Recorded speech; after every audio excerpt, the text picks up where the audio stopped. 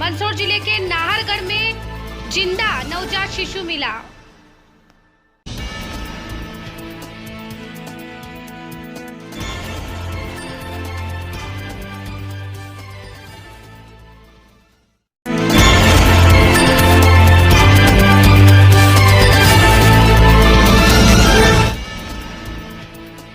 मंदसौर व नीमच जिले में 10 दिन तक के लिए लॉकडाउन।